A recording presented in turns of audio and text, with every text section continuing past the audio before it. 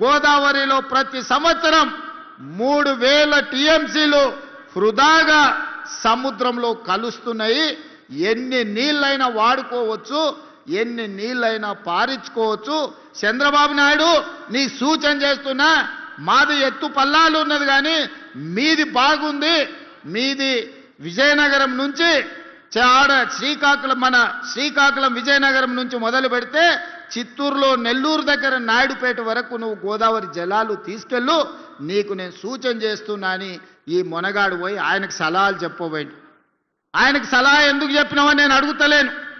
ఈనాడు గోదావరి జలాలలో 3000 టీఎంసీలు సముద్రంలో కలుస్తుంటే కళ్ళు అప్పగించి సూచనవు కానీ 3000 టీఎంసీలలో ఒక 300 టీఎంసీలు మా రంగారెడ్డి జిల్లాకే ఇస్తే 30 లక్షల ఎకరాలకి ఈనాడు తాగునీరు వచ్చి ఉండేది కదా. ఏం పాపం చేసిన మా రంగారెడ్డి జిల్లా వాళ్ళని నేను అడుగుతున్నా.